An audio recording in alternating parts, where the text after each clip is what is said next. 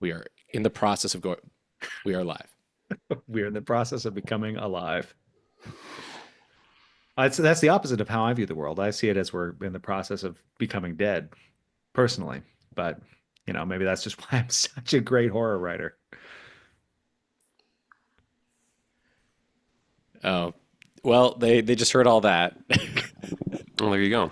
Homeless Raccoon says my father's. Martina says Jacob.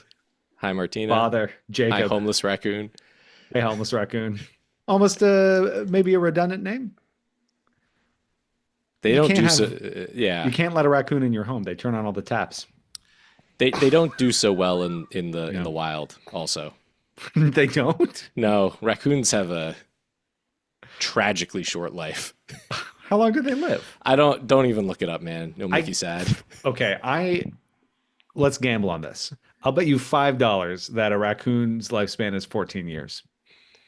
In I get- captivity, yes. They give 14-year energy to me. All of them filled with ennui. In the wild, 6 months. It's like 3 years. It's still pretty bad. Oh, that's so No, bad. it's got to be 3 years. That's how long an opossum lives. A raccoon's got to have more than that. I'm looking it up. Oh my God. No, this is okay. We can't do this. We have to. Are we live streaming? We right are now? Is that- absolutely okay. live. 2 to 3 years. Jesus I told Christ. you. Hello, Fellas. everyone. Hello to everyone watching. Very nice to see your comments. You don't know this, but there's a bit of a delay. I think we've got like a 20-second delay on this Yeah. that we can't fix, but it's it's a because fact Anthony of might life. say something racist. Yeah, we have a big bleep It's a button constant, set up. a constant threat. We have someone on the Anthony just staring. Classic racist. Yep.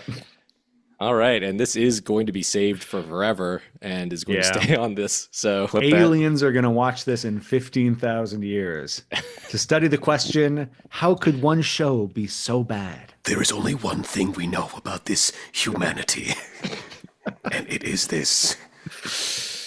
They were deeply concerned with the lifespan of something called a raccoon, which we assume is like a type of god or... I just want everyone to know that we had a whole conversation about keeping it tight. Oh, so we yeah, can let's get keep through it the tight. questions. Jacob, facilitate this call. I will facilitate the call. Facilitate. Hello, everybody. I'm currently Facilitate. facilitating the call. And then we're doing a bit about facilitating the call that will once again prolong my ability to facilitate the call. Raw demands you facilitate.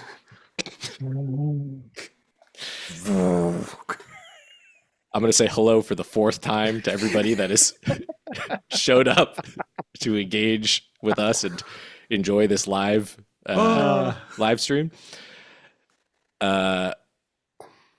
So we have a lot of questions from patrons. We're gonna go through them.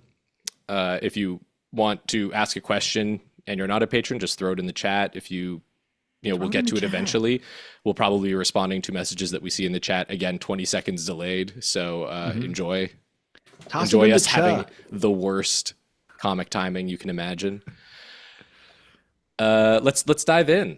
Yeah, let's do it. Hello, everyone. You've seen our faces now. It can't go back to the way it was. You will always picture this whenever you listen to anything that we do as a group. Maybe you'll picture Anthony wearing a different hat every time he does a different voice. Not a hat guy. Not a hat Not a guy. hat guy. Got to go on the Not a record hat right guy. now. I don't Going think I've on ever the seen you wear a hat. Not even in the winter. No, I've seen you wear a toque, but you're clearly unhappy. That's It's like that's it's like seeing a cat wearing a hat. that's a utilitarian thing. For those in the audience, Jacob is looking off camera to his partner, who is, I think, supposed to be keeping us on track. She's doing. I'll just to give you a sense of how we're doing so far. She's doing this. Maybe Okay, we should well. introduce ourselves. Welcome to the Wrong Station live stream. My think we've name al- is Alexander Saxton. I'm one of the writers and creators of the Wrong Station. With me today are Jacob Duarte Spiel Hi, I thought I was the one who was supposed to be in and charge of this. Anthony Botello. Now we've That's got. me. Oh, sorry, that's you. Yeah. Now we've got a lot of questions to get to today, folks. So I'm going to hand things off to our facilitator, Jacob, who's going to be much more decisive than he has been. He's been shy. He's been a blushing. I'm looking at a bride. lot of stuff. I'm looking at the numbers. I'm looking at the questions. All right, is we're gonna start. overwhelming. You've We're got gonna start. Electro open in another I got tab. Balatro open. I've got Monster Hunter open. I got it all open. Our first question comes from Chuck's Quest. Chuck's Friend of Quest, the a show. patron, friend of the show. We know what horrifies and upsets you. We know so many things that you hate in this modern world. I don't know where you learned that. What brings you joy? What gives you hope? What do you like? Yes, this thing right here is good and right. I want more of that. Please keep doing what you're doing, but more of it. Something that brings me a lot of hope is learning more about why the world is so fucked up. A show that I think is really incredible that I think everyone in the world should be listening to is The Dig by Jacobin Radio, hosted by Daniel Denver. It's an interview podcast where he talks with historians and academics about why things are the way they are. Very long, in-depth 2-hour conversations, really exceptional stuff. And yeah. Sometimes I do have to take a walk afterward, but I always feel that having a deeper understanding of things makes me feel better about them. I like that.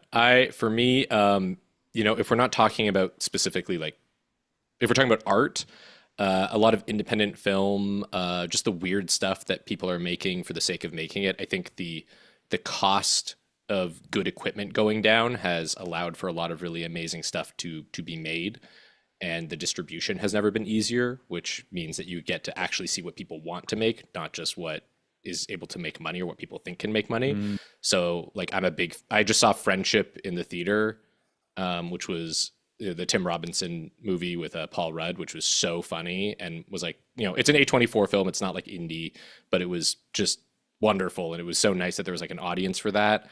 I'm also a big fan of anything that Conor O'Malley does. I think he gets what's going on in the world in a sort of visceral, like subconscious way that like it hits like my, I don't know, like my subconscious Reptile brain. Yeah, my reptile brain that like knows that things are wrong, but in a way that I can't quite always talk about. Yeah, Jane Schoenbrunn, like the maker of I Saw the TV Glow, and honestly, Wrong Station gives me a lot of hope. Just like knowing we can make this stuff and have an audience that actually listens to it and engages with it. And then outside of art, I get a lot of hope from doing. I have some volunteering that I do 4 to 5 times a week where I work with. I do crisis response like through text, so I talk to people that are just having a really rough time, and doing that work, just putting myself sort of in that position to actually talk to people and try and help them is like I try and bring it up regularly just because I think it's important that people know that they can just do that. Like I literally just sit at my computer and do it, and I just feel great afterward helping people like that. Yeah, I mean, I think there's a lot to be hopeless about right now, but I think I don't know. I think there's a lot of people out there sort of fighting the good fight, and you can really see that, and that's something that makes me hopeful. Something that makes me joyful, aside from the work I do and the time I get to spend with my friends. I'll give a fun answer. It's the growing abundance of content of just people going out on the trail and being like, all right, today we're going to be talking about this bird. Here's some fascinating things about this bird here. We've been talking a lot about birding lately in our friend group. Yeah. And I got to go out there and find my spark bird. We got a guy named Pigeon Dan in our group, so Don't call him that. he doesn't know he's called Pigeon Dan. I just feel like out of context, that seems like such a mean thing to call someone. It's not as mean a nickname as it sounds. We really respect Pigeon Dan for the pigeon thing. But maybe we should move on to the next question. Yeah. Thank you, Chuck's Quest. Thank you, Chucks. Chucks. Next question from Churlington Beescoat. Right to the heart of the matter. What's everyone's go-to Monster Hunter weapon and armor loadout? And if you don't already have one, you have a week to find out. Churl posted this question to the Patreon when we announced this like a week and a half ago. Well, what did you guys decide on? I think Churlington Beastcoat, you're going to be disappointed to find out that none of us have ever played a Monster Hunter. I am aware of these things though, and I like the tuba. I like the big horn. I'm Alexander. not aware of these things. When I was writing down my answer for what this was beforehand, I didn't know there was a game Monster Hunter. I wrote down a steel breastplate and my great grandfather's cavalry saber. It's not So bad. this is what you would hunt an actual monster with. Yeah, isn't that? That's a reasonable thing to think the question was. I think so. Yeah. Yeah, Yeah, yeah. I think Or that's maybe I would use my the bow staff from when I did karate as a teenager, and I I would think like that'd be duct tape a worse. kitchen knife to it. I think that. It gives you the reach. You duct tape the kitchen knife to it. You get you that extra. You get the extra. You get the extra. You get the extra. You get some extra something. it's going to be a small monster if you're going to get anywhere. I haven't played the game. I have no idea. If I were to guess, I'd say like an axe, maybe like a switch axe, a Mundus Altus as part of an agitator build that could reach 100% affinity in late game. And like, I don't know, like a Counter Charm 3, Gore Mail beta, Gore Greaves beta 2. But that's just a guess. Like, again, I don't know anything about the games. This is why I don't hunt monsters anymore. Too many sweats. Too many sweats. Also, you can't get a switch axe here anymore with the tariffs. That was a a little bit behind the curtain. That was a great joke when you made it before we got on the live. And 15 minutes ago. Now. It's a great joke. I didn't now. understand it then either. Well, Alexander, they're putting tariffs on the Switch. Yeah. Okay. There Yeah. you go. Most of what gets said in these calls just. Alexander doesn't play any video games. The only one he plays is Age of Empires 2. Mountain Blade Warband. Yeah, he's been Two taken Total War. with the Florian Yep. mod. Oh, with the Florian? Yeah. Yeah, it's necessary. Floris. Yeah. Floris, I apologize. Yeah. Uh, It glitches out on the Mac. The Mac can't show the textures of the grass properly, so it's all just white. That doesn't matter. I pretend it's always winter. I'm using my imagination. Immersive gaming. Anthony, do you want to take us through some questions from Martina? We've got like we're doing a selection, Martina, because you asked us a lot, which but some of these are like a fun lightning round. Do you want to? Let's go through it as quick as we can. Just off the dome. Just first answer. What's everyone's favorite genre of music or favorite band? Well, yeah, I really like city pop. I've been loving a lot of city pop lately. I think Timely is the greatest summer album ever made. Infamously, my favorite band is Styx. Although I don't know if that's quite as true these days. But yeah, fellas. I like any French electro band with a name like Sexuel Electronique. And I like any American electronic band with a name like, Laser Pillage or something like that. An all caps name with no kerning between the letters. Yeah, exactly. That's what I'm talking about. Like Digital Vortex or collections of fast sounding syllables turned into an approximation of a name. And I also like anything with a slide guitar. My Nice. softer side. Lately I've been listening to a lot of jazz, just sort of going through older recordings of Miles Davis and stuff. But I listen to a lot of things. I mean, I'll give a shout out to The Act of Lovemaking by Vernon Jane, which I think is my favorite album of the past like 10 years, probably.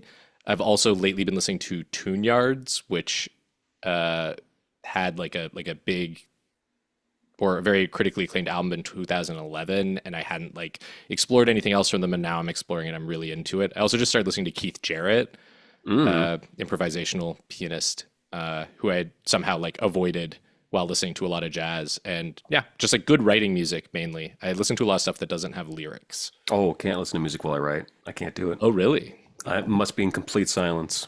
You have to punish yourself Yeah, to get the good words. it's a punishing thing for me, writing. But maybe we can get to that later. I don't like, Jacob, that you're listening to albums with names like The Act of Lovemaking while you're writing stories like Mother's Milk. Well, I just don't the care for overlap is not. Hold on. Listen, if it works, don't fucking fix it, right? If it works, right. it works. Yeah. Let's go back to the well. The Ritual of Fix it. Lovemaking, just to be clear. The Ritual of Lovemaking, incredible album. I was going to say, The Act of Lovemaking makes it sound a bit like a Werner Herzog movie. Speaking of which, what is everyone's favorite hot dog style? Chicago dog, like the Pope would want you to do. Mm-hmm. There you go. Yeah. Before and after he was elected. put a bunch of caramelized onions on mine. Oh, The too end. much. Too fancy. The end. Whatever Costco has, that dog. Man of the people. Yeah. Jesus. I'm winning the Caramel- proletarian vote. Oh yeah, at the end of this, we're Caramelized electing onions. who's the king of wrong station. Oh, cool. Name 1 to 3. If I swear to God, if you say 4, I'll fucking kill you. Name 1 to 3 of your favorite actors and movies. I'm gonna throw a curveball. I think honestly, just lately, I've really been appreciating Oliver Platt. I think that's just a fine working actor right there. Love Just a good working actor. just consistent, doing good stuff always. Oliver Platt. Go. No, yeah, no, keep going, keep going. No, go. I speaking of like for actors, I just finished watching Andor. That show is full of just like working actors, just full of people who are like they've got a minor role. They're like in the background for half a season, and then they're a slightly more important character at the end, and they just get like one thing that's very definitive, and then you're like, fuck yeah, this guy for the rest of your life. Like there's a minor character named Legret. He's like the bald guy at the space CIA. And there's just a moment at the end where like, you know, someone's in a room and something's happening and like there's a gunshot and he just sort of makes this gesture to like stop the stormtroopers from going in. He's just like, and then I'm like, I'm gonna love this guy for the rest of my life. But a movie that I really love that I think is a hidden gem, 2015 film called Tale of Tales. It's an English-Italian co-production. It's an adaptation of a bunch of Italian folk stories. It's got like Toby Jones and Vincent Cassel, Salma Hayek, and John C. Reilly. Oh, it's great. It has amazing practical effects. It's shot beautifully on location in these exquisite Italian castles, and it's just very, very odd and violent and horrifying and fun. And I just think it's great. Great cast. For me, I'm never unhappy to see like Brian Cox in anything. I saw an ad yesterday where Brian Cox is like rollerblading. I'm or not roller happy to see. skating. Okay, honestly, I'm not happy to see Brian Cox in those ads. I think this is. I think it's I deeply know, beneath him. He's Oh, a no. he's a long-term working actor. He didn't get like any really big breaks. He played a lot of character roles. Let him get his Malibu money. The ad was for Because Malibu. he didn't get famous until he was in his mid 70s, late 70s. It was No. Succession was like the big thing for him. Like he His talks breakthrough. about that. Yeah. I'm sorry. Are you forgetting about a little film called X-Men 2?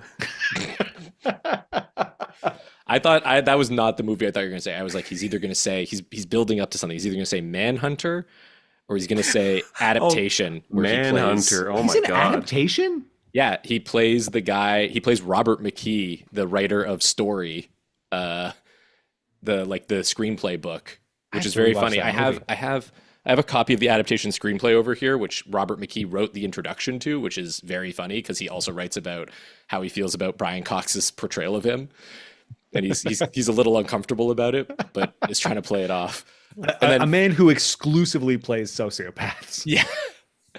And then for a movie, I'm gonna throw out a movie that I know Alexander loves. Everyone that I've shown it to has fallen in love with it. It's a little film from 1997 from Japan called Welcome Back, Mr. McDonald. Oh my God.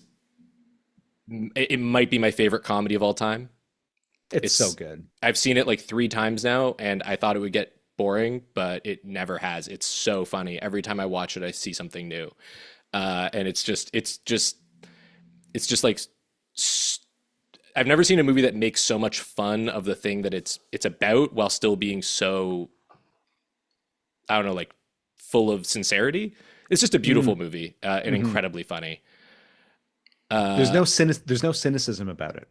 There's no cynicism, yet it's also making fun of things the entire time. It's a wild film. That's Koki Matani. Welcome Back, Mr. McDonald. I don't know where you can find it to stream.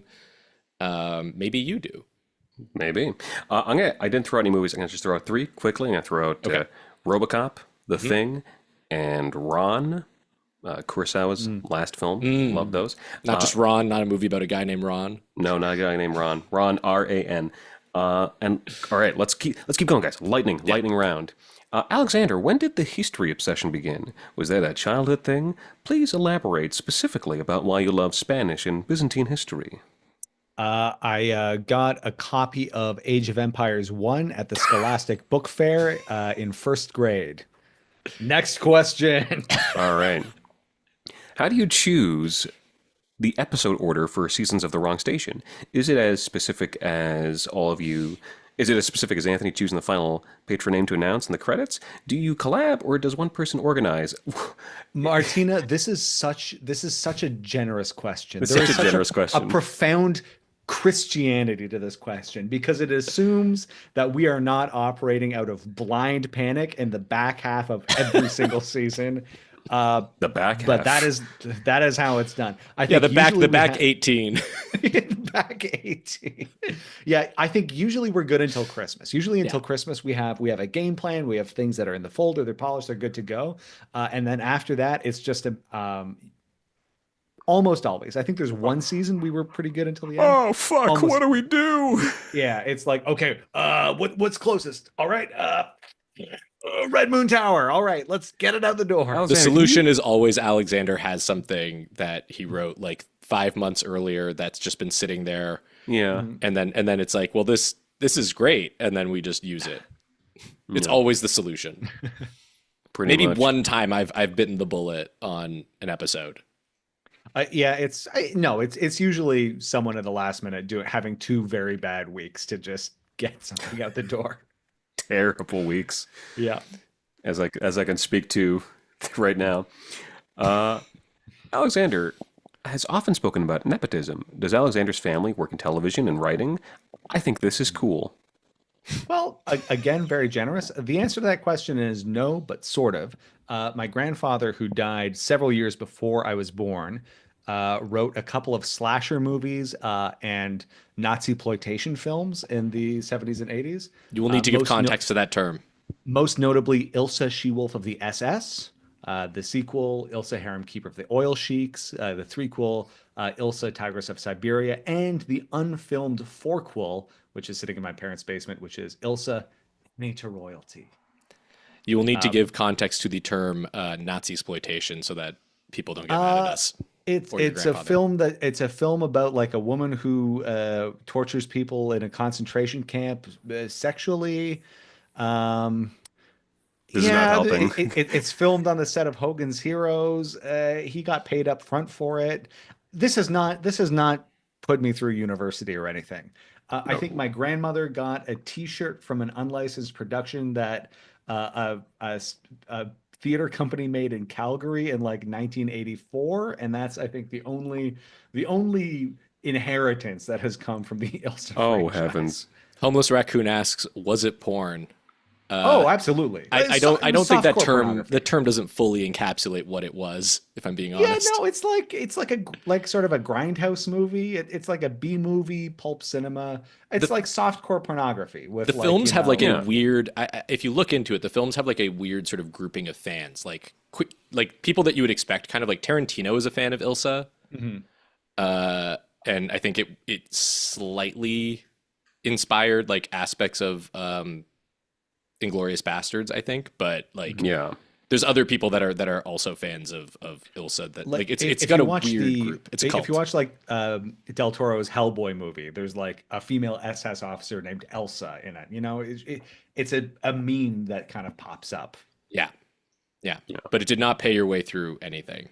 No, and nor did it give me any connections that I could have taken advantage of. But we do have the 4th unproduced screenplay that we might one day use in some way. You know, I don't know about that. Will. Season 10, motherfucker, pull out all the stops.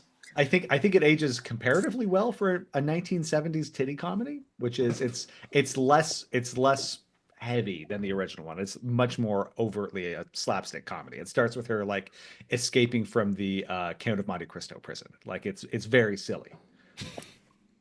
All right, we're moving on. Yeah. Speaking of 10 years, does it feel like you've been doing this for 10 years, or is it now suddenly 10 years? It only feels like we've been doing it 10 years on the 2-week stretches where you need to get something out the door.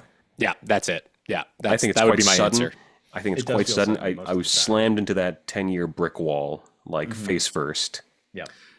It feels, I think for me, I'm always so focused on like whatever the next episode that I'm writing is. So it doesn't feel like it's been 10 years. It more just feels like I'm still getting to do this really cool thing that I really enjoy. Like it's like what do I get to explore next is sort of where I'm at with it. Please recount the first discussions between Alexander and Anthony about creating the podcast. Hey, we should do something. Anthony had been recording some H.P. No. Lovecraft We're stories going on fast. We're YouTube. going fast. Okay, all right. You've told this story before. We're going fast here. We're recreating I was writing the comedy. discussion. I was burnt out on it. I couldn't do it. I realized writing horror was just writing comedy, but playing it straight. Anthony was doing horror recordings. It just made sense. We were hanging out drinking beer once a week anyway. We were like, let's get something to show for it. Yeah, I was like, hey, I'm bored. Yeah. You want to make something? There you have it. We're moving. Why was episode 0, The Snowman, never really the first episode? The Snowman was actually written after the other 10 episodes in the first season, and we'd put everything together. We were getting ready to release it, and I think I had the idea that, you know what, maybe we should make something short, just something we can throw a promo in front of, so we don't have to throw a promo in front of the first real episode, and just put that out. And there you have it.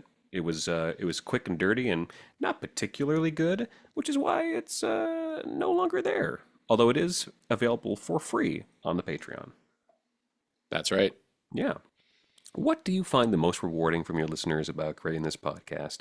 I guess this your deep interest about matters of Monster Hunter and Ilsa She-Wolf the SS. I really like it when people make fan art. Yeah. When I see people make fan art for the show, it just makes me fly for 3 days afterward. I moderate all the comments that we get through Spotify. So like I choose to like publish I don't necessarily choose. I just like hit publish on comments and like leave sort of our responses as well.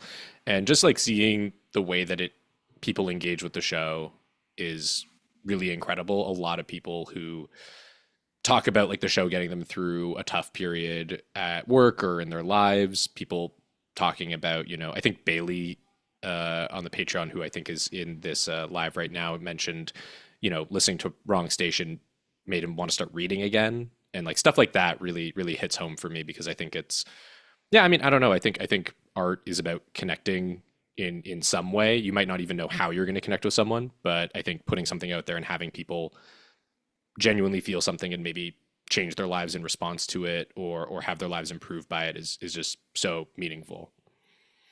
And to do it exactly the way that we want to do it, that's the best. Yeah, I just get a kick out of the fact that you all like the show and are and the show matters to you. It's it does I find that very rewarding, to use the word. Here's a controversial one. I feel Alexander is the decision maker, Jacob is the admin, and Anthony is the face. Is this assumption accurate? No. How dare you? Yeah, there's 3 of us. Everyone has to do everything. Yeah. So it doesn't work. I do out our like that. invoicing. I'm like doing Yeah. our taxes right now. Yeah, Like Jacob does our taxes. I'm the comptroller. I think we all have the stuff that we sort of spread out to cover for each other. Yeah. But then there's the stuff that we all wish we had a little bit more time to do. Yeah. I just saw Mary P saying, "You read all my Spotify comments for real?" It's like, yeah, I do. Oh yeah, they Absolutely. when you leave nice comments on our Spotify, we read them and it makes us feel very good, and it makes us able to sit down and actually write because it feels like it means something, and we're not just like Yeah. Yeah. that. Please keep saying nice things on our Spotify. I will say makes a big difference. I try to read every comment. What I'll tell you I do for sure is that anytime any of you write in with a technical issue, that is me who solves that for you. Sometimes Anthony won't solve it for you immediately, and then I'll say, "Hey, Anthony, did you see that email? Do you want me to handle it?" And then Anthony will say, "Absolutely not," and then he will go and solve it. And Alexander has been shielded from ever having to know what an RSS is. Yes. Yeah. I've been, yeah, it's, but you know, we all have stuff that we do for the show that I think teaches us what it takes to make this project, which I Yeah. think is really valuable because we all sort of are aware of how much the other two people are doing. I personally, I'm excited to write a bit more. As not to turn this into a Patreon infomercial, but like as we make more money from the show, I personally am able to like focus more on writing, and because like it takes up, I don't have to take shifts doing like day job work. You know, same goes with Alexander. Like as the show has made a little bit more money, we've been able to pay more attention to it. Like it's a direct one-to-one exchange of like our time for your money, basically. Our next question, Anthony, is your Blood Bowl team dominating? No, I got my shit pushed in this year. My season is done. I'm not gonna lie. I'm quite burnt out on Blood Bowl. Not because I lost. It's fun to lose, but because what should have been a 4-month season is now entering will now soon enter its 9th month. My God. But yeah, no, I lost. You're But giving it's birth to that season of Blood Bowl. it's fun to win. It's fun to lose. Let this be a lesson. Just if you're playing board games with your friends, don't take it too seriously. Have you considered bringing in a Mundus Altus switch axe as part of an agitator build that can reach 100% in Affinity in late game? With like a counter Weirdly, charm that is 3, something you Gormail can beta, do. Gorgreaves beta 2. You can actually do that in Blood Bowl. Fuck, I should have done that. You're absolutely right. Alexander and Jacob, what are your favorite games? I mean, do you want to go with board games? Because I guess going off Blood Bowl, do you want to say This was board games? hey Anthony. This is you're not in this one. You're sitting this round out. You clearly it's assumed Blood Bowl is. I think the question is what is our Blood Bowl? Why don't you go ahead and turn off your camera, Jacob? Enlighten us. Basketball? Oh, boo, boo. No, his favorite is Caves of Cud. Mine is Lancer. No, if we're Tabletop talking game if we're about talking giant tabletop, robots. if we're talking tabletop, I really like Wingspan. I'm a big fan of Wingspan. I like the birds. He's bird pilled. I'm bird pilled. Bird build. If you were a fantasy character or magic card, what would you be? Anthony, take us away. I'm thinking back to my tweet of like every person on the internet is one of these 4 things, and they were all magic cards. I guess I'll go with deranged outcast. Jacob? I'm Hidden Gibbons. Ooh, Magic that's card a Hidden classic. Gibbons, which has the best line of flavor text. With these monkeys, it's give and take, which is great. Me, I think I'm just a 2-mana green 2/2. Just a classic Grizzly Bears. Yeah, that actually makes perfect sense. My favorite guy on a magic card is, I think it's like the 7th edition counterspell, where it's just a real like classic wizard in a hat and robes, and he's just going like, oh, oh, oh, like he just walked into a turnstile in the subway. It took me a second to understand what you meant. I'm like, that's what you're supposed to do. You're supposed to walk into them. That's how they move. But like it didn't move. Here's a question for the two of you, because my thoughts on numbers are very clear. Harlequin Rabbit asks, what are your go-to Balatro strats? Strats, I assume, is short for strategies. It depends what you're trying to do. If you're just trying to beat Gold Stake, you got to go with your scaling jokers. If you're going for that high score, your Red Baron Mime. That's your Baron Mime. There you go. Red seals, purple seals. Red seals, purple seals. Yeah, they're red and purple seals are like really overpowered. I think you just roll with that, and then High card. Stuntman is overpowered. I think or used to be. I don't know if he still is. And then I think just like go flush 5 as fast as you can. It's really reliable. Go flush 5 as fast as you can. If you destroy cards in your deck, and just like kind of winnowing the deck down. You got to destroying the deck from like Gotta the winnow. If you're not outside. winnowing, you're losing. There you go. There you have it. There you have it. Next question. I love watching you two talk about Balatro. It's like watching a leopard seal kill a penguin. It's incredible. I got bored of the game at a certain point. I definitely reached like a hard wall where I was just like, I have done I see the Matrix. I can't keep playing this. I know Kung Fu. There's no point in practicing Kung Fu anymore. I just know it in my bones. Hmm. Next question, also from Harlequin Rabbit. Have you ever read a book that you hate? This is a question for you guys. Yes. Yeah, I read books that I hate all the time, but I get 30 pages in and I put them down and then I sort of forget about them. Yeah, I never finish books that I hate, except for one, which kind of answers someone else's question. Someone asked about like, what's the worst fantasy book you've ever read? And I consider this part of the fantasy sort of thing, but there's a book called The Roaches Have No King from the 80s, which is a great concept because it's about a bunch of cockroaches that eat the Bible and then take on like biblical sort of persona because like they've eaten the word of God and therefore like Oh, they've become like sort of preachy. hackneyed. It's and then they're trying to ruin their the person that lives in the apartment. You know, they live obviously in this guy's apartment, and they're trying to destroy his life and prevent him from falling in love because they need him to keep eating like very poorly and dropping stuff all over the floor. And it's a great concept, except as you read through the book, you just start to realize that the author is incredibly racist, and like every like few pages there will just be like a throwaway like racist joke that is clearly not a joke. So it feels like a great concept that was written by the wrong person. We read Lawnmower Man for Grimoire Club, and it was very bad. I didn't hate it. I actually thought it was kind of fun, but it was very bad. Yeah, I'm more likely to read short stories that I hate. Someone says, homeless raccoon in the chat says Mundus Altus switch axe is actually OP in Balatro.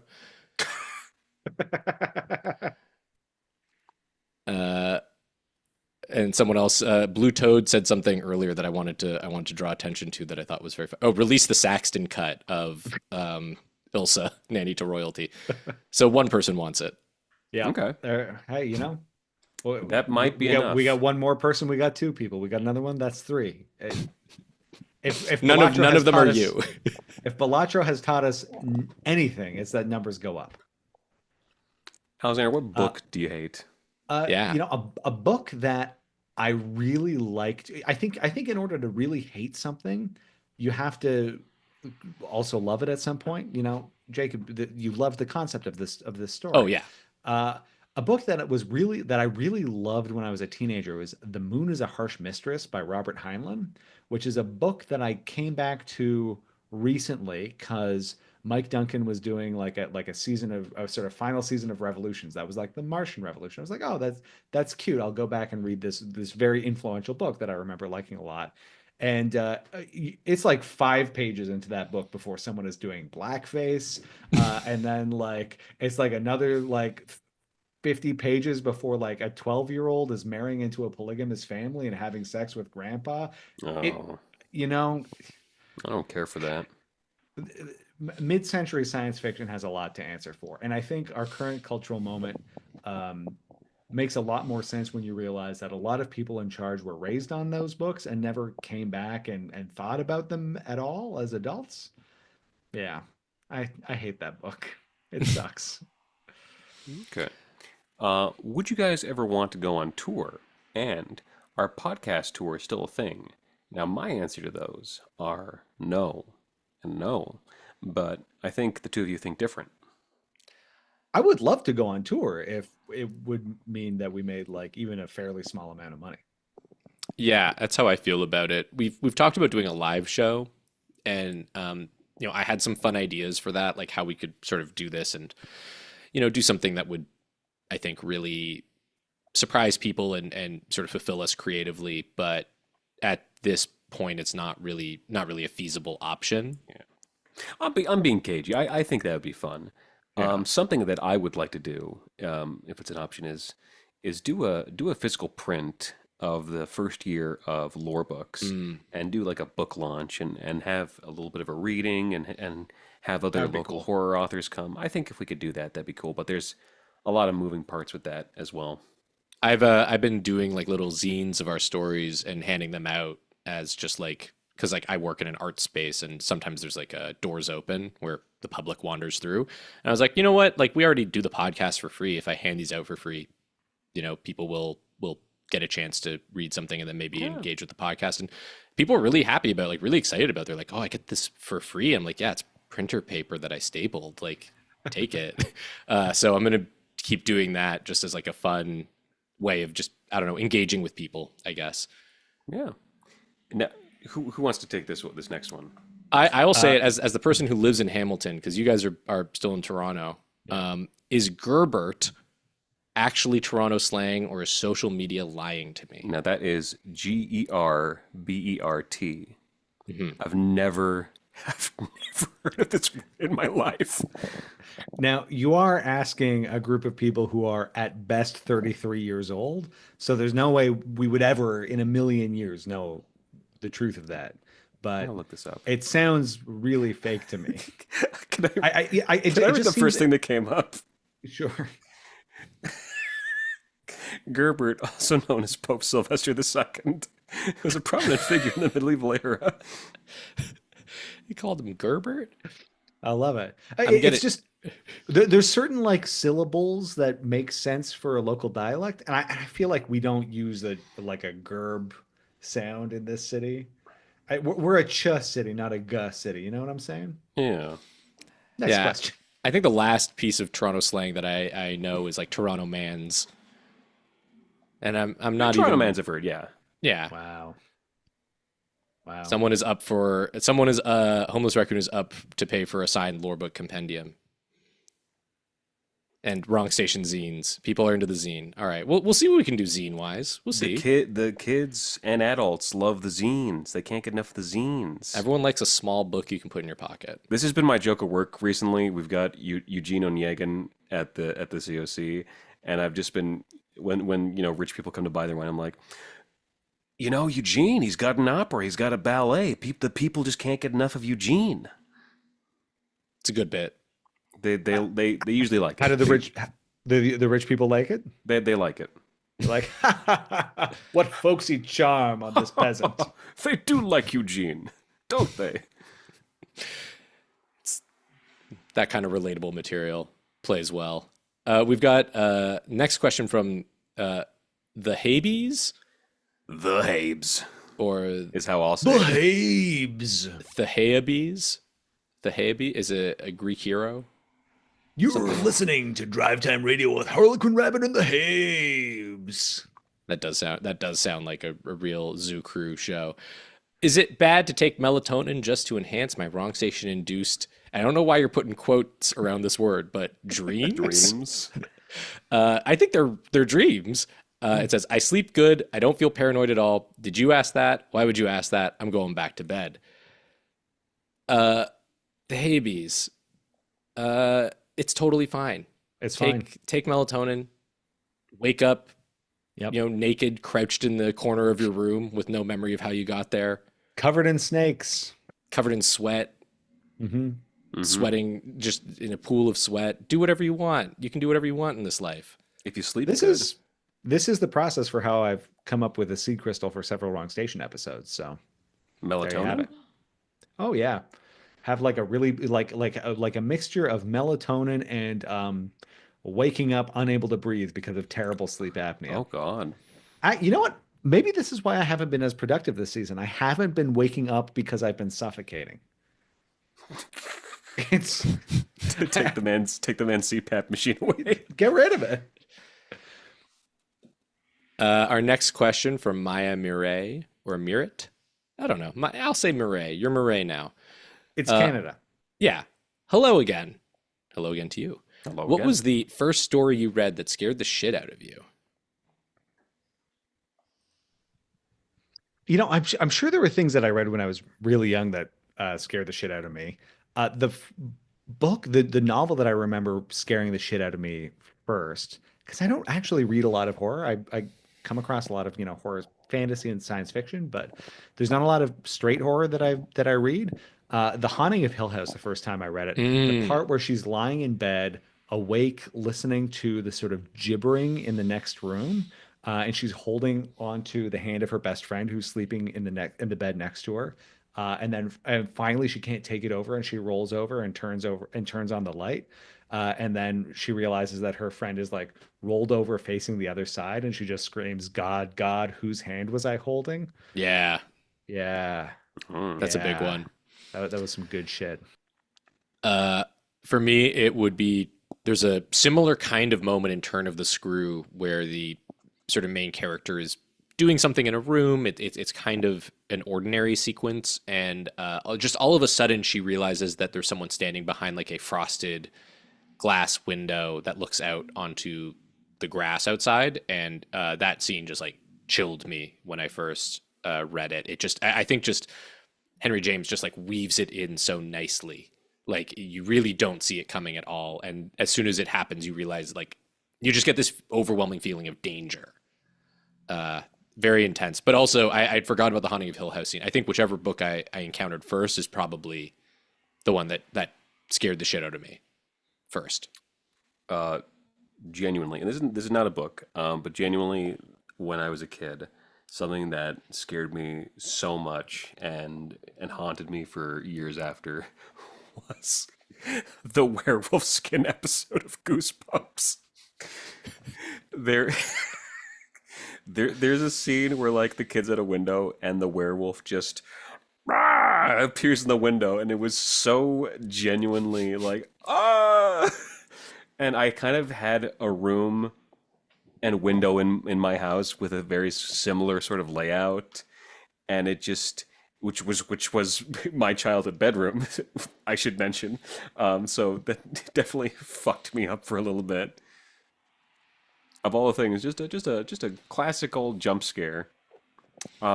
This is something about me is that I don't feel like I get stared. I don't get scared or flapped easily, but I get startled very easily. When I was in university, I would sometimes take a lighter and just like light it in Anthony's face, and he would always go, "Ah!" And I had this bit about how he feared fire. Half Frankenstein. Yep, I didn't like that. I didn't like that joke. Sorry. I'm so sorry. I'm so fucking sorry. That's okay, Alexander. You were bad, but now you're better. I'm better now. I'm good now. Our next question from Corey DeCrescenza. DeCrescenza. DeCrescenza. Let it Just roll off say the it. tongue. Roll off the tongue. Yeah. Two-part question on the writing aspect of the show. What are your favorite go-to sources of inspiration for your stories? And what's your process to break out of it when you hit a wall creatively? I can answer first. Favorite go-to sources. I pull stuff from literally everywhere. I used to not really do anything from history. Like that was not really a source for me. And then I actually started reading history books that I found engaging, and instantly was just like, oh, there's way too much here. Like there's like I'm just pulling stuff from everywhere. A lot of the Oh my god! yeah, a lot of the time I'll just pull things from images from day-to-day life. Just a thought that will not leave me alone is a big thing. In the case of like Eight Eyes, the most recent episode that I wrote, that came from just I always liked spiders, and I was trying to find a way to make them scary, but in a way that would scare me. Like, what do I find scary about them, which is very different from what other people find scary. But that idea had been like floating in my head, so it's a combination of a lot of different things for me. And then process to break out of it when I hit a wall creatively. That's a great question, and if you figure it out, let me know because I have been struggling with that. Basically like my entire writing life. I've actually started reading a book on like executive skills and executive function to try and like figure out how to push out of it. But for a while I was doing just like, no matter what, half hour a day, just sit down and write something. And even if it takes you a half hour to write one paragraph, just let that happen. I just want to point out in the comments, Turlington, Beast Coat, Return of the Living Dead was a big one for them, they say. And yeah, for me, Night of the Living Dead, that's also a movie that kind of deeply unsettled me when I watched it as a teenager. It's very, very, very scary, very effective film, I feel. Sorry to No, it's okay. For me, go-to sources of inspiration. There's stories that are I've woken up from a fever dream with some sort of image in my mind, and I need to sort of it's really potent, and I want to capture it, and the inspiration is sort of figuring out what it's about and what it means. I have that approach, and then there's an approach where, you know, there's something that I'm really angry about, Mm. and I follow that negative emotion into the sense of something. A lot of what inspires me is if I'll go to the secondhand bookstore and I'll pick up a book of short stories or a novel by someone who I like, or someone who I think I should have read, and then I'll sort of try and write my version of one of their stories. That's what a lot of Wrong Station has been for me. And then yeah, to break out of it when you hit the wall creatively, uh, have other projects on the go Yeah. is I think the Yeah, easiest thing. Just like just drop it and walk move on to away. something else. Just walk away for a bit. I think one of the really nice things about Unless you're working on on a a team, deadline, then you can't fucking walk away. You better can't fucking fucking walk get away. that story done. Oh yeah, I swear to God. Anthony's talking to himself right now. yes. One of the wonderful things about this setup that we have here is that I can always send something to Jacob and Anthony, and they will always be able to tell me exactly what's wrong with it, exactly what needs to change about it, or exactly what is working about it if I've lost faith. I feel like Anthony is usually the one who's like, "Baby, this is good. What are you worrying about?" And then Jacob's the one who's like, "Oh, well, actually you move this paragraph here, and then you flesh this out, and everything's working fine." Except when I will just highlight sentences, be like, no. No, no, I'm not saying fuck that. you. Not saying that. You can write it, George Lucas. You can't make Harrison Ford Okay, say it's, it. it's it's not that. It's not like that. It's just more like doesn't work. Yeah. But Too yeah, just much. having other brains available to like figure out the problems with your work, I think is indispensable. And I think No. it's so good to have other people to be working collectively like this. All art at the end of the day involves some form of collaboration, and I think it's important to remember that. Like, I think writing appears to be this like very individual activity, but working in this on this project, but also like Alexander and I have done TV writing for a while, and that was like a team effort, a group writing project, and we always found that, like, I always found the team aspect of it very invigorating, and I would always get better stuff after showing it to other people. What about you, Anthony? What's your Yeah, I would sort of say stuff? my answer is similar to Jacob's in that, I just a wide range of inspirations from different mediums as well, and I just feel like there's like a backlog cauldron of things brewing in the back of my head Yeah. that I sometimes knowingly pull from, sometimes unknowingly pull from, and sometimes the way I write is that like just a scene will appear. This story that we're putting out this Sunday, for this one, just kind of like the full second half of this story just appeared in my head all at once, and then it was getting there. It was what's the story about, and sort of getting there, but the visual elements of it all kind of just popped into my head. And yeah, I think just just walking, like having other people to look at your work, being able to just walk away for a little bit, not forcing it. Yeah. And then our second question from Corey: Yeah. if you had an unlimited budget to film a movie, which of your stories would you like to see on the silver screen? And please don't say Vermis. I would love to see either The Hunting of the Lathe Worm or Oh Existential yeah. Threat adapted as movies. I think they would be great, like just shy of 2 hours. You know, yeah. I love those stories, and to me those are they have the length, the meat on them to be films, and I would just love to see them as movies. Brumaire, Seven Tales of Andalusia, The Feeling of Control. Hmm. That's those are some hell yeah. Seven Tales of Andalusia. I feel like that'd just be a very interesting looking film. It would probably look a little bit like Tale of Tales. Telltales. I don't know what I would. I mean, I think something floating Kuzan would be pretty good. Oh yeah. I think would be a lot of fun. I don't. I think Snow Runner would make an amazing like 20-minute short film or episode of television. for my own stuff, like there's actually a story that will probably come out in season 10 that I originally started writing as a screenplay.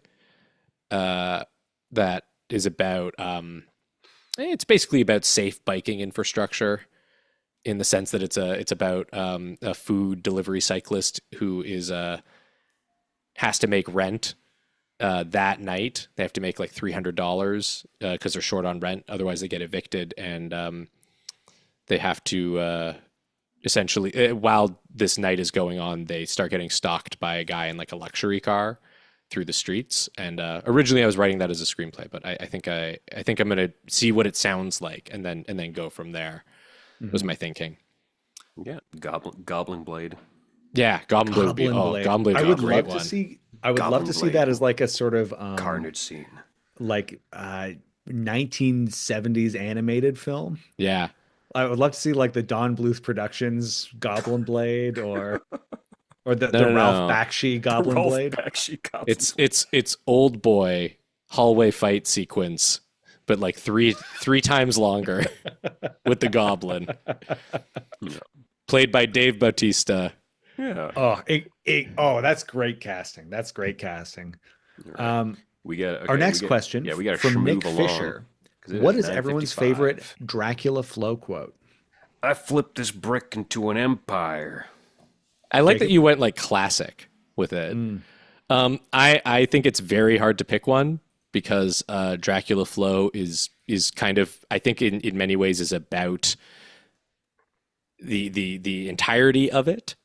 You know, like it's hard to pick one because as soon as you can't, it's a Jenga tower. You can't pull this one one's out. Gotta be off the dome. This one. It's got to be off the dome. I can't remember them off the dome. Okay, here's one. I opened it up.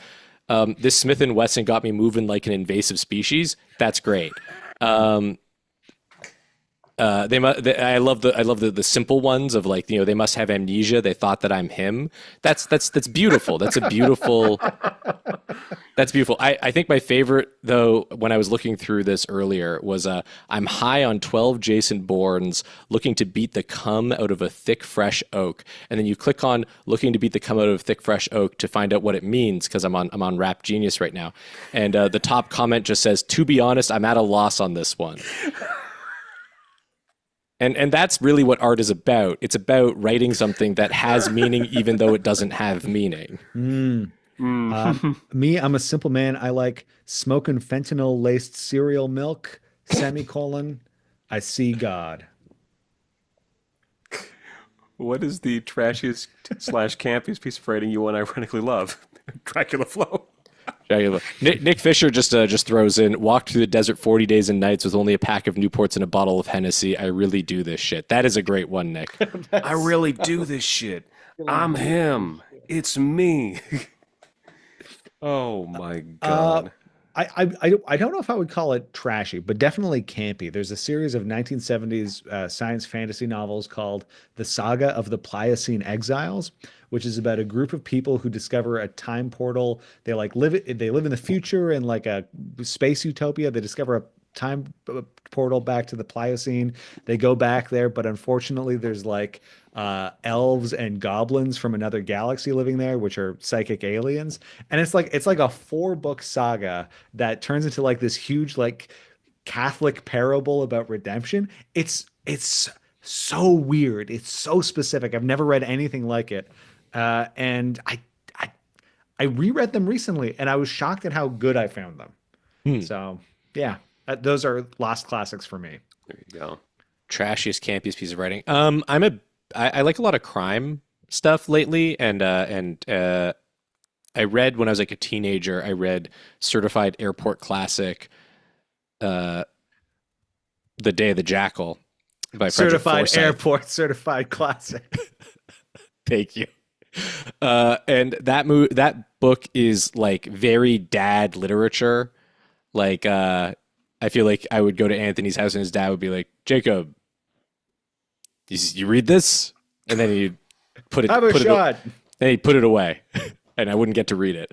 And I'd forget about it immediately because I would assume it's some like, you know, Tom Clancy, Clive Cussler bullshit. But it's actually wonderful. And the movie from the 70s is one of my favorite movies that I almost don't want to revisit because I'm worried it's not going to be good. A big fan of the Parker novels by Donald Westlake, writing as Richard Stark. I think those are honestly, like, the thing is that they're not really trashy. They're just really incredibly well written crime novels, but because of the genre, they feel a little trashy. Elmore Leonard is now like a guy that people really respect, but at the time, he was just viewed as like a dude who wrote like Pulps. crime. Yeah, pulps, exactly. But like they're great pulps. So are they really trashy? I don't know. Our next question, also from Nick. Also, thank you for convincing me to I read. didn't answer with my Oh, I'm sorry. I thought you answered. pulpy Sorry, shit buddy. I'm with sorry. the garbage that I like. I apologize again. I'm not a book boy.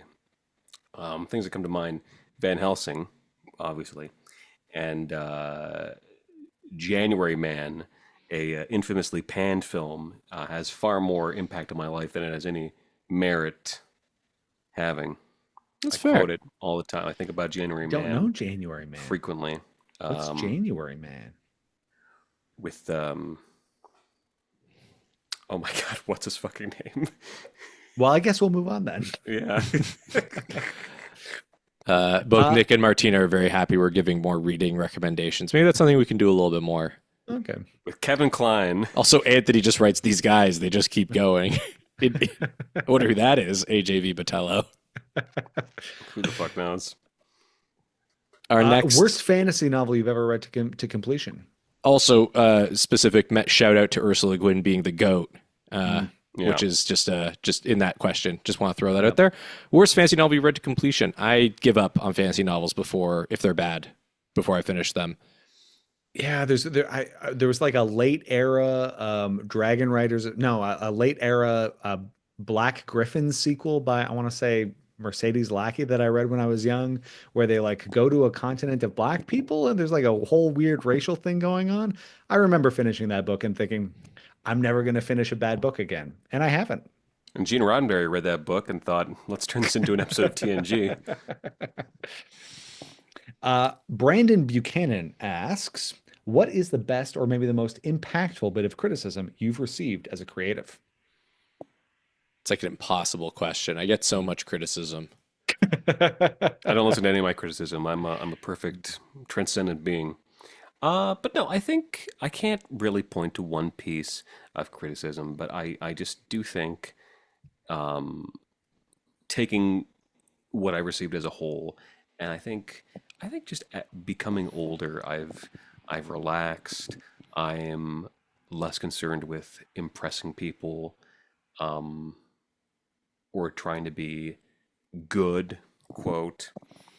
But just whether it comes to writing or performing, just being the best that I can be on any given day, like, going out with the knowledge that I've prepared myself and am doing what I can do. I'm given what I've got at the moment, and trusting that most of the time that's going to be good enough. Yeah, I think the best piece of advice I ever got, or best piece of criticism I ever got, it wasn't really, it was more a, so Jeff Detsky, who was the showrunner on the Beaverton TV show that Alexander and I wrote on, he once told me that, once you get a job interview, basically, that you've already shown that you can do the work and you're there. Like, that's why you're getting the interview. And the purpose of the interview and the purpose of like working together as a group, the person interviewing you is trying to figure out, are you the person that's going to help people sort of get home on time? Like, and if we're not getting home on time, if we're having one of those days where, as we sometimes have with Wrong Station, where we're desperate to finish something, we need something done to go out on the Sunday, are you the person that's going to help make that happen? Or are you the person that's going to, not let that happen? Are you the person that's going to keep us there till 3 a.m. instead of getting us home at 1 a.m.? And I think that's always been a big piece of advice / criticism that I've come back to in my career and with Wrong Station, which is just always sort of, yes, being focused on writing, but also being focused on being the guy that gets us home. That's always been really valuable to me. So thank you, Jeff, who is not in this live, but he's somewhere. He's out there. Yeah, he's out there. A really good, it wasn't a piece of criticism that I got. I had a novel manuscript that I gave to a friend of mine. And it was like a year later, he was like, I'm so sorry. I didn't read it. Like I had it, I had undiagnosed ADHD at the time. I wasn't medicated at the time. I just couldn't get through it. And that was really, really useful criticism for me because I realized that I wanted people like him to be able to read the book and that I needed to change the approach that I was taking to make it something that was more available to someone like that. And just that moment forced me to always think about the reader of whatever I'm writing in a way that I think has been really useful for me. Yeah. Hey, I'm sorry. Jacob wants to skip this next question, even though No, I I think this don't. will be What? very quick. Did No, I I wanna didn't skip say it. that. No, that wasn't me. That was me. This will be super quick. You're the one who's saying we want to move. The Red Moon Tower. This is a question that tees us up for bullshit. This will take I'm 20 trying to help seconds. you. This will take 20 seconds. The Red Moon Tower really threw me off. Is Daniel Grimoire Club really Anthony's voice? Prove it for us live. We are all Daniel Grimoire Club. We all take turns being Daniel Grimoire Club, setting up the episode. Depending on usually the rule is like The rule is that if it's not if it's your episode, you can't be Daniel that day. but yeah, we are all Daniel Grimoire Club. See, this is how little attention they pay to me. I've never done it. I have think I done did it. I think I did it you have. one time. I think I did it one time. you have. Of course, Daniel I have. Grimoire's- Daniel Grimoire. He's in everyone. He's in all of us. He's Tinkerbell. He's a skull. We all have skulls, don't we? We're you go. all Daniel. It's because I can't hold it for as long as you We guys. are all patriots. Eventually, it'll become a Brooklyn accent or a Newfoundland accent. That's where all my accents end up. Which is okay. Jacob, I know I'm in trouble every time you glance off camera. You're not. because I know she's doing this. But that's or okay. this. I'm sure. No, we'll talk more she's about fine. this. She's fine. We're good. We're good. I'm I did want sure- to. I did want to throw one thing out there. Just Brandon Buchanan also threw something in here. Just bring it up. The Patreon is a cool and fun place where it can be a little wrong, a little silly, and nerd out about horror, fantasy, and sci-fi while supporting this great Canadian-made series. Join us if you're in a position to do so financially. Brandon, I couldn't have put it better myself. If you're listening to this right now or later on our YouTube channel, yes, do that, please. Please. He's right, and he should say it. Our next questions come from Matthew Delahaye. Okay, see, there are a lot of questions, so I will attempt to keep it concise. Thank you, We'll Matthew. get I'm to- glad someone is. Yeah. What 3 Wrong Station episodes do you think would make the best anthology TV series episodes? That's a great question. I'm just going to throw something out there that we were actually very early on in the show, probably way too early on in the show. We had an opportunity to work with Zapruder Films on a concept around making a Wrong Station show, which didn't go anywhere. They were excited about it. The people that we were working with were excited about it, but it didn't go anywhere. Zapruder Films, if you don't know, just because I think it's like a fun person that we worked with, they made Blackberry a few years later. So that was Matt Johnson's great movie about Canada, Canadian company, RIM, and with what was it? Who was it again? Who's in that one? Howerton? Yeah, Glenn Howerton. Howerton. Yeah, beautiful. And Jay Baruchel. Baruchel. Yeah. So while doing that though, we wrote a bunch of concepts for episodes. We had like 20 episode concepts, and we had to like whittle it down. So there's I think at least a few of those actually turned into real episodes. I just don't remember which one. The Sea Provides. The Sea Provides. That's Sea right. Provides. Although I don't know if Sea Provides would be the best. It wouldn't be one of my picks now. Cutman. Yeah, that would be great. Yep. Cutman. There was a someone had an episode for the idea for the show that was like pro wrestling related. I remember, Yeah. but not the same as Cutman at all. But just like that was I think for me, I think Jacob really captures the style really well. And I think a lot of Jacob's stories are just sort of like made to be, Twilight Zone episodes. I'm thinking Prospect would be, I think, a great like TV anthology horror episode. I think Prospect. Aquarium would be an awesome one. Aquarium. Classic Eight Eyes. Car. What's Back There, I think would be that would be an good. instant classic. From Anthony, I think Roadside Attraction is one that like fits right into that mold. This is, I really want to write a couple more episodes that are in this style, because it's one that I don't think I've ever really landed in the same way that these two have. I think SnowRunner. SnowRunner is the one that I was going to say that's one of mine that I think would fit into this sort of format. I also think we have no choice but to do this to you is like Black Mirror, like really good Black Mirror episode. Also, Martina points out 7 pins in the skull of a dove. That would be a very interesting one. If you could get like the rights to show like a movie screen that had Giallo film and then like mirror that in the actual like episode, that would be very cool. Yeah, that's another one that I think would be cool as a film, like a tight 90 minutes. Yeah. Yeah. Which is the next question, which is, what Wrong Station episode setting do you think could be best expanded into a longer media format? I guess, do you mean like a full season of a show or a movie? I love Hostorium. I think the Hostorium, like far future kind of stuff is just like, there's so much, just the amount of space and time that would cover. You could just do so much interesting stuff. You could explore so many different places. You could go to so many different planets. The tones could be very different. I have like an episode that I've been sort of a 2-parter that I've been working on that you guys know about, called like One Foot After the Other. And that's something that I'm sort of been playing with, that would go in the Hostorium universe, but would have a very different tone than a lot of the sort of dark sci-fi that we've done there. But it doesn't feel out of place, which I think is really cool. I think the Purple Empire stories would be really cool as an animated anthology. I'm thinking something sort of like the Animatrix or like the Star Wars Castlevania. Visions. Yeah, no, I'm thinking less like that than like something where you have each episode is done by a different animation studio. I think it would be like a really cool sort of opportunity for people to just explore Baroque designs and things and kind of show off weird flashy animation. I think it would be neat. Matthew is just in the chat saying, I meant the setting of any episode that could be blown up into something larger, movie, TV show, comic book. I feel like all the stuff that we mentioned though fits into that. Like that feels real to me. A few people mentioning, Turlington says Notes from a Hunter. I think that would make a great sure. Yeah. Like that's like a classic anthology type thing. Notes from a Hunter and Visitor in the Night, very much pastiche of the Warhammer fantasy, sort of that realm of fiction.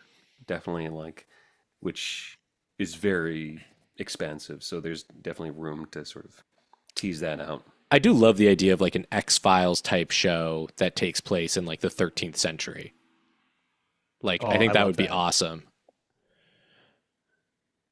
Our next question, also from Matthew, who would come out on top in a death match between Wrong Station weird old men? We discussed this in the most recent, the floating Kuzan control tower, which is that's right, we did. Garbage Way from the Purple Feather Mountain. Patreon exclusive. From the Patreon exclusive episode. Actually, though, I think it is included in one of the bundles in the main feed. But Shadow Under the Purple Mountain, Garbage Way. I think honorable mentions Uncle Tekka and the narrator from Falling White, at least until the cancer gets to him. Probably the Cut Man. Not an old man. Not an old man. Not an old man. No, he's quite a young man. The Cut Man, he's Edward James Olmos in my mind. Oh, the Cut Man is old man. The guy from Falling White. Oh, the guy from Falling White is not old? No, that is a man. Oh, he's just prematurely. He's in the that is a prime man of his in life. his late 30s. Oh no. Yeah, that is a man with a young family. Oh boy. Some big losers in the weird old dude death match. The old dude from All Hogs, he's going down. He's all bluster. The old dudes from Darts, they're so sick. They're so old. The uncle from Rhino, again, all talk. He's shooting big game from a distance. He's got no essence. What's the Notes from a Hunter guy? Is he old? He's older. He's older. He's 50 or so. Unfortunately, Mr. N from Angular Diameter Distance, lovely old guy, but he's not making it out of the death match. Yeah. Yeah. He's getting washed by Garbage Way. Classic car guy. Classic car guy's got it. He has to take people down with poison and stuff. Like he's not. No, he's got too much metal in his body. A true coward. Ivan says, honestly, Wrong Station feels like Love, Death, and Robots for leftists, which is the highest compliment from me. That's very sweet. Thank you. I am also a fan of Love, Death, and Robots. That would be another example of the kind of like visual aesthetic, different studios thing that I had in. And Nick says, I've always been dying for more in the setting of a better Craftsman. That is a great setting that we could absolutely return to. I gotta do more in there. Practical Sham. Yeah. Great names. Come Down to Us is also in that world. Yeah. Martina brings up dying for more Lathe Worm. Theo. Well, I think we have something coming from that at some point, right? Yeah, there's a sequel that has been in the works for a while. I haven't produced a first draft for it, but I have a partial draft of Castle Heart's Desire, which is a sequel. Desire. Yeah. And then, there will be a third part after that. I've also got, Ivan also asked about the Prospector. Sorry to tell you that guy is also very younger than he looks. Extremely 32. The narrator in Hermits is like 32, and then the dude that is terrorizing them is like maybe 44. Oh man. Oh no. He's not that old. He's just really got a long, dirty beard. Oh boy. But there you have it for the old men. There's the old men for you. I say garbage away. Bailey R asks, what is each of your favorite pieces of overall horror media? A game, book, movie, etc. What's your absolute number one? Think The Thing. It's a tough one. I'm going to say at this moment, I'm going to say Alien, but I'm sure I'm forgetting something that like knocks my socks off that I can't remember. I really like Berserk with all its flaws and, things that I think are pretty unsavory about it. But I do think Berserk is like a insanely imaginative piece of work. And it's incredible that he was able to do it for as long as he did. Yeah. For me, this might be a cheat. The Tombs of Atuan is. Oh yeah. I don't know if it counts as horror, but there is a lot of horror to it. That would probably be my number one. Honorable mention would go to the tabletop game Delta Green, just because of some of the really wonderful, weird, fun horror things that have come out of just like friends who have played games and talked about it. I think there's such a wonderful mythology that builds up around that game. Next question here. Who designs all of your merch, and will there be more? So my favorite shirts and the jacket I wear every day are from your guys' merch store. Oh, holy shit. We have a jacket? God, they're doing jackets on TeePublic now? I do all of the designs for the show. And it's a lot of fiddly little work to put them up on TeePublic for not really Didn't we a move lot to of money. Dashery? We did. Oh, we did. Oh, Yeah. that's maybe that's why they have the jackets now. Maybe that's why they have a jacket now. But yeah, I am planning to do a lot more art in the coming season. I think I've gotten a lot better at it, and now I can make that art without spending like a day and a half to create one thing for it. I find it really rewarding. So I'm gonna do more. So yeah. Yeah, We'll all the upload it. album art, all of the art that we have on our for episodes, which I've now included on each episode on Spotify for each episode that we have art for. All that was made by Alexander, except for the one that I did, which is just the butt from the Hieronymus Bosch painting that has the music on it, which I did for. I don't know what to think of that, or is that the one? I mean, I'm you not did sure the what to 8 make Eyes of that. which was just a picture. Oh, I did do the 8 Eyes one. Yeah, Yeah. I did the 8 Eyes one. I went out I went out with my camera, and Rachel and I shot some footage of some bridge orb weavers. That video I also made, which was a lot of fun to make, and I would love to. I'm going to keep doing that. I just need to keep writing stories about spiders, I guess. Yeah. Hell yeah. Yeah. The other thing is that I have a couple pieces of Wrong Station merch that I love too, but now that I'm in my middle 30s and my body has changed and I can't wear a men's medium anymore, I gotta get some new ones anyway. So I might as well upload some designs. Can too. I have your horse's sweatshirt? Yeah, I've cut the sleeves off. Oh. Yeah. Damn. But yeah, you can have it. I wear it to jog and stuff. Okay. Well, no, Yeah. keep it. Yeah. Our final question from Bailey is: me and some friends often go to bar trivia. We have a history of having incredibly stupid and long long-term names? I'm guessing like long names. Team names. Oh, long team names. I see. What should our team name be next time we go? The Okay, I got- Brotherhood of Saint Sabaki. Ooh. I got floating quiz on. Quiz is what I've been training my body for. Yep. And 7 yellow pins through the skull of a pub trivia. Yep. I'm trying to think of one. Nah, I got nothing. Honestly, I'm surprised I have nothing. Maybe like this pub trivia team name will kill you. Something like that. Quibbling over quizzes, and maybe we'll get some nachos too. That whole thing. Quibbling over quizzes and maybe get some nachos too. Maybe we'll I get thought some these were nachos supposed to be too. wrong station themed. Are they supposed to be wrong station themed? I didn't know they were I supposed to thought, be I wrong thought station for the themed. context clues that was. We have no choice but to quiz this to you. Oh, that's good. Okay. There you have it. The feeling of quiz. The feeling of quiz troll. Quiz runner. I don't know what to make. I don't know what to make of quiz. Is that? I never quite knew. I never quite knew what to quiz. make of quiz. I never quiz knew what to make of that. I quiz, never quiz. Quiz.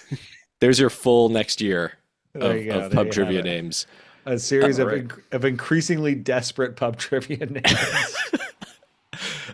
We have one question from Ivan. Ivan is a patron who didn't get his question in and then posted it in the chat.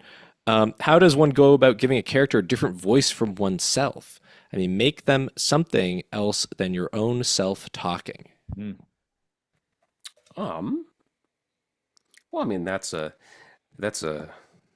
whole question about what we call the actor's process, which I suppose is putting yourself in someone's shoes. And mind you, I'm in class right now, and this is something that I said because the question was posed to us like very just apropos, and it's like what comes to your mind first of like what's the most important thing to you for acting, and just trying to think of it like empty head. What's the first thing that comes to my mind? Character, I find, is actually not the most important thing to me. Like, what someone's background or their history, their affects are, or we'll circle back to that. But just having an understanding of what the situation is to me, just like what's going on, because a lot of character choices, a lot of character traits can be emergent qualities of either a scene or a story like this one. So it's just, for me, it's like reading the story of like, okay, this is how I think this would affect me. This is the thing, and then when we get to that level, we can sort of judge things. Although I think if we're talking about like Character choice, if it's going like that. Megalothanax, that's a whole different thing altogether of pathological physical manipulations. I think when it comes to writing those kinds of characters, I just kind of I usually I start out by picturing like an actor playing the role. Like it's almost weirdly hard for me to picture Anthony doing it right out of the gate because I know he's got a lot of range, but he's also like my friend. So when I talk to Anthony, I get Anthony, and then when I sit down and try and write Anthony, I picture Anthony, my friend. So I'll do like we mentioned before, but like I'll do like Brian Cox, like, and I'll be like, okay, like how does he play that role? Or like I'll try and ape the style of a writer that I really respect. What Alexander said earlier about reading something and then being like, I want to do my version of that. That is also like a guiding light for me a lot of the time. Yeah, I think face casting, having the voice in mind, often the voice of someone I know or someone that I've encountered or come across and sort of been like taking that person's voice. I'm taking like, oh, that person has that like this little thing they do where they're like, or something like that. Okay, that's like a little thing that I'm gonna take. Yeah, adding like one little thing to a character is often like the key that opens up everything. Just like what's like one weird thing that this character does, either when they're by themselves or whatever. Like what is it? And then affectations underrated. Yeah, any just like Underrated. we all have them. We all have them, and you just need to pick one for a character, and it often just unlocks the whole thing. That was our last Patreon question. So I'm just scrolling through the chat now. Nick Fisher, right off the bat, says Butch, Mark Zuckerberg, Bohemian, Jacob Geller, and an NPR reporter walk into a bar. Finish the joke. I can't help but feel like he's talking about us. I guess the joke is we're terrible people and we deserve to be made fun of. I don't know. Next question. Keep it moving. Man, who's who here? I don't even want to know. Who is who? Oh, that's gonna haunt me. Martina says right off the top, I'm in Australia and I've literally run away from my library into the bush so that I am not disturbed. There's snakes in there. Go inside. There's cassowaries, there's snakes. I feel like your audience loves how not tight you guys are. Keep the style of non-story chats. Haha. I don't think they like You're in that. luck. You're in luck. Do they have some sort of horrifying Australian equivalent of raccoon, something that's like an apex predator? That question is for Martina, but I think we can also answer it. Yes, it's the saltwater crocodile. Number one draft pick. I'm in the middle. I just see Martina wrote chicklins. Yeah, chicklins. Stricklands. Not a question, but always welcome. One person says sparrows fucking love them, which is a deep cut reference to a story that Alexander can tell while I search for another question. I forgot. Did I put that into a wrong station thing, or is No, that just you something that's it was like a reference that you made in the in episode. like a Grimoire Club episode or something? It was a control tower. Yes, Okay. but also it is in a wrong station episode. It's, Black Dove, it's I called think. Black Dove. Black. It's in the. Here's, Okay, yeah. here's a question from Harlequin Rabbit. In the Andalusia stories, is the region called Escuero, as in Spanish for ugly? Also, how proud of you for some of the names in the episodes. Learning what atavism meant completely changed my view. Yes, that is the etymology of that name in the episode. Escuero. Usually when I am trying to, one of the most time consuming things about writing a story is coming up with the right name for something, and often the right name is just an idea related to it that you're trying to convey in the right language. Yeah. Thank you. I love words, and I try to be disciplined about using the $5 words. We've often talked about like the greatest namers in fiction history. I think Alexander is making a case for himself with names like Practical Shan, and like you really go in on good names, which I have a lot of respect for. You are muted, my friend. Oh, so sorry. Practical Shan. In my mind, it's Practical Chame. It's not meant to be a pun. It turned into sort of like a pun, and I don't dispute that.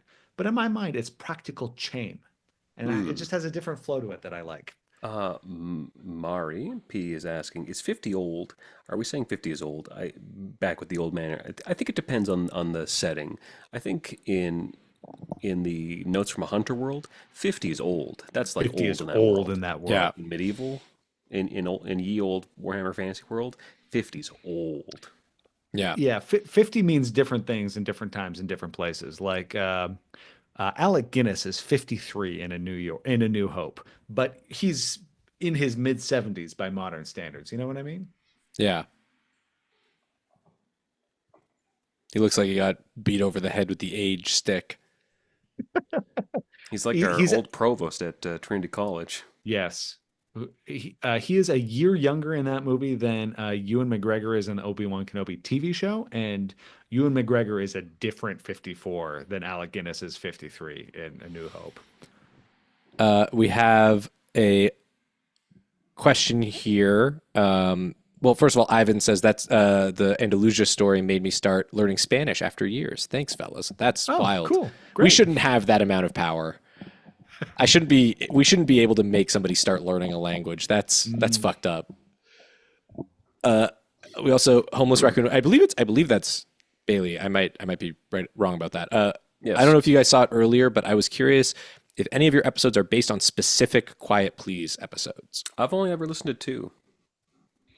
Yeah, I've only ever listened to a handful. So the answer is no. I think obviously we're very inspired by the vibe, especially in Yeah. the early episodes of our show.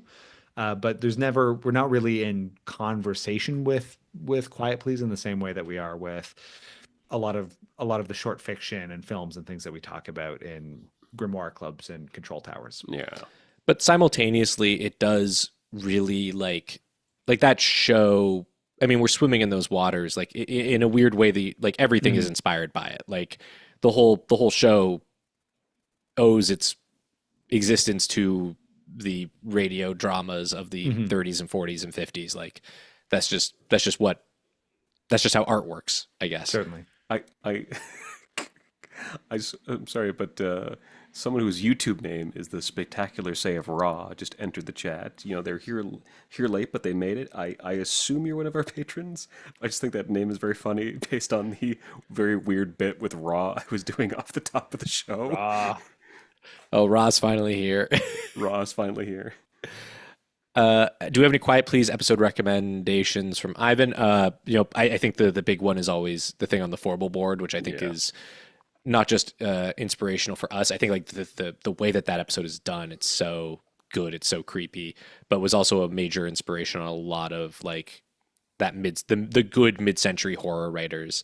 I think Matheson mentions like hearing it when he was a teenager, Ellison or too. something. Who was it? Harlan Ellison too. Yeah, that's who I was. Yeah, not Matheson. Harlan Ellison was the one who. I think heard it. Matheson also talks about it though. Yeah, I think he does too, but I don't think he was that young. I think it's like there was like a couple of people who talked about like hearing it when they were like 13 or something, and being I think like, Patton Oswalt. Patton Oswalt. Yeah. Talks about that. Yeah, Oswald has like a whole. I think it's in one of his like collections of essays. He has a thing just talking about how great that episode is. He says it fucked me up, man. Yeah. I listened to the thing on the forward based on Jacob's recommendation. I found them hard to listen to without reading along because of the audio quality. Yeah, that's true. One of the issues with Quiet Please episodes is that a lot of the audio is pretty degraded. That being said, I know that there's been like projects I've noticed that keep popping up on YouTube, or not YouTube, on Spotify, where people are trying to update and improve the audio quality using, sort of modern like cleanup techniques and audio editing software. See if any of those work a bit better. Thing on the Forble board, the reason that it was such a big deal for me when I heard it, I think was because the version of like it was one of the few episodes I found that actually sounded okay. Like that hadn't degraded completely. Maybe that was some archivist doing a lot of work to keep it sounding good, but wherever I first heard it, it sounded pretty crisp. It sounded old, but pretty crisp. I mean, I was stunned that he was talking to me. Wait a second. He's speaking to me. Yeah, that's true. That style of like This is you so can't really, novel. You can't really do that in TV or movies. Like just have someone just talk directly at the person that's engaging with the art. I wish. I'm convinced that, I think season 8 of Game of Thrones, very bad. If the last episode, as I joked while watching in real time, had ended with Peter Dinklage turning to the audience being like, who will be the next king? It's time for you to text in your vote.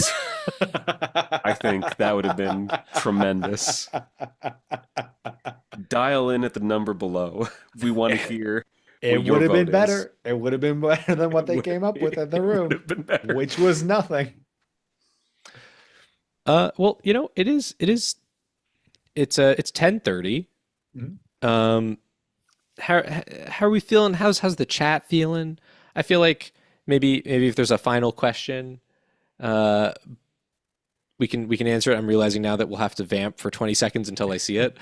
But I don't think we'll have a problem with that, Jacob. Yeah, historically,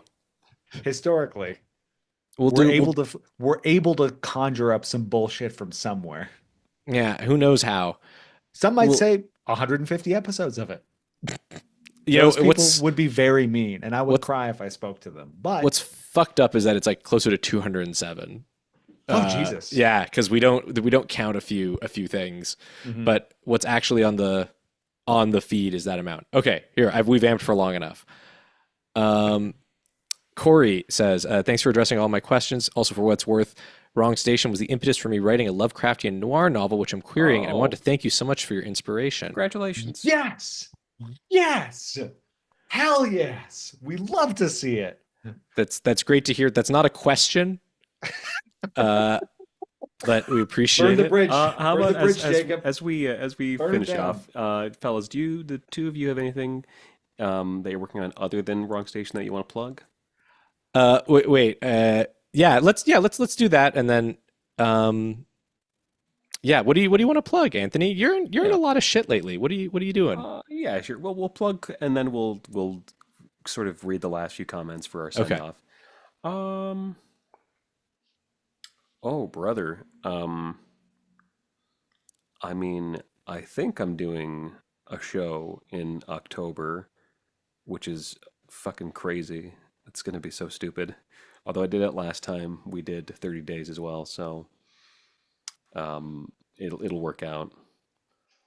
Um, hasn't come out yet, but there's a gentleman here on YouTube by the name of BMask, who does video essays that I quite enjoy. He just does like a lot of, films and video games and shows, just stuff he likes. Just it's real good stuff, and he is putting out he's going to be putting out a series of video essays about Marvel's Thunderbolts. The first episode should be coming out soon, and when I say episode, I mean like the first 2-hour chapter of this series of video essays should be coming out soon. I feature throughout this 5-part thing. I'm probably not going to be in the first one much, but I just think he's been working really, really hard on it. I think it's going to be very good, and he's actually got a similar thing about the Fantastic Four out right now. I think he's a cracking guy. He's a great guy. He puts out good stuff, and I just want to give him a shout out. Nice. Alexander, what about you? I want to plug the Toronto Writers Center. If you are in Toronto and need a place to do any sort of creative work, the Toronto Writers Center is a lovely spot by Bloor and Spadina. I have moved the office for this co-working space so many times. Every single piece of furniture in there I have personally carried up and down flights of stairs because I need this place to survive, because it's where I write. I want it to thrive. I want great writing to come out of it. I'm also going to be running a series of workshops out of there probably in the summer, called the Writer's Workbench. This is a series of workshops I've run a couple times before, which have been pretty well received. The other thing is I'm querying a fantasy novel right now, something very similar to The Hunting of the Latheworm. So if you have any contacts with literary agents or independent publishers or non-independent publishers who are interested in that sort of thing, I'd love it if you could just put that out into the world. See what comes back. I'm gonna plug just the Wrong Station Patreon. A lot of the stuff that I'm working on lately is just kind of me as a smaller part of another project, or like Wrong Station is what I want my job to be, moving forward. And the more people that subscribe to the Patreon, the more possible that can be. And if every dollar you give goes directly into the show, that's just how it is. That's how it works out. And we've got some incredible stuff planned for season 10. And if you can't support, tell other people about the show. That is a huge piece of support that we need. And that makes a big difference for us. We don't spend on advertising for the show. And you'll see a lot more from us. The final episode comes out on Sunday for the season. And then we'll be back in October, and it's going to be really, really fucking cool for a lot of reasons that you don't know yet, but we know. We got a big season coming up. And you're going to be very happy to see it. A big, beautiful season. You'll love to see it. We love to see it. We love to talk about it. We love to write it. Are we ever going to get another writer's workshop? I was out of state doing best man stuff for my buddy's wedding and going to a concert while the last one was happening. Thanks for everything. You make me flashback to the end of Espalia during a phone call with my aunt when she asked, what's that you do to fruit trees to make them easier to harvest? I hope Anthony gets more ads too.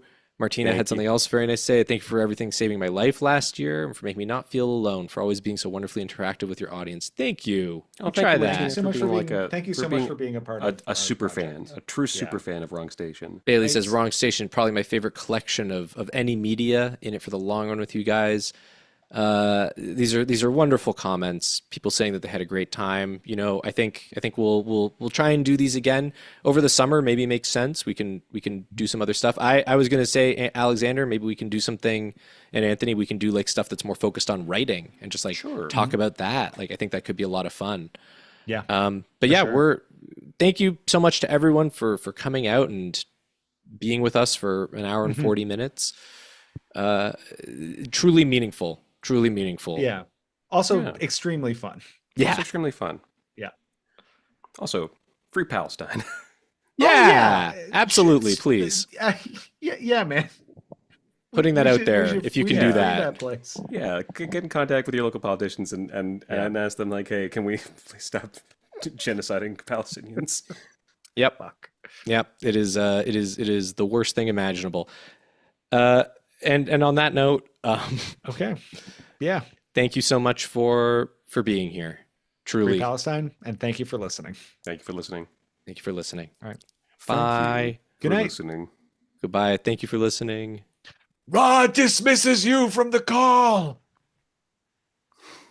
Can you cut the thing right when the